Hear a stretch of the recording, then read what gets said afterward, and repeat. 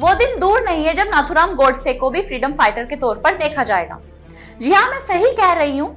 इस देश में जो व्यक्ति अंग्रेजों के साथ मिला हुआ था उसको एक पोस्टर में रख दिया जाता है और हैप्पी इंडिपेंडेंस डे विश किया जाता है, तो नाथूराम गोडसे भी कौन से उससे धुले हुए हैं।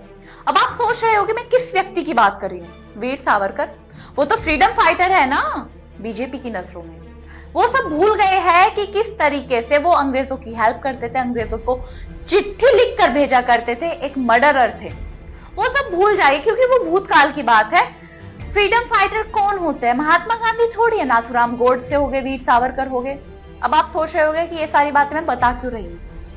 कल के मौके पर petroleum and natural gas ministry की तरफ से एक पोस्टर साझा किया गया जिसमें महात्मा गांधी, सरदार वल्लभ भाई पटेल, भगत सिंह की फोटो थी। लेकिन महात्मा गांधी, भगत सिंह, सरदार वल्लभ भाई पटेल की फोटो से ऊपर किसी एक व्यक्ति की फोटो थी। कौन था वो व्यक्ति? वीर सावरकर।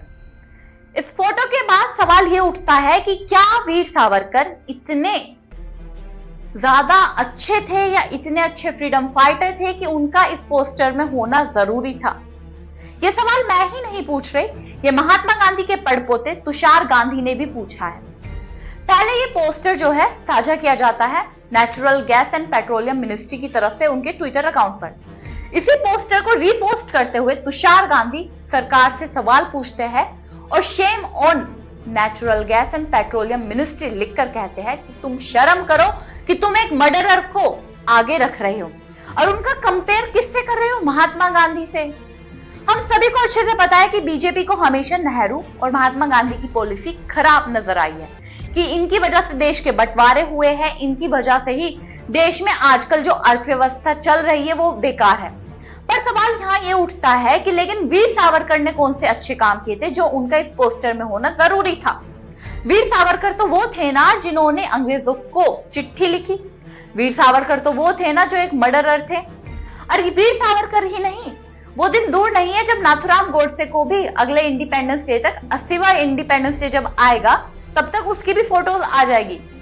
वो लोग भूल जाएंगे कि क्यों नाथूराम गोडसे ने महात्मा गांधी की मृत्यु की, क्यों उनकी जान ली।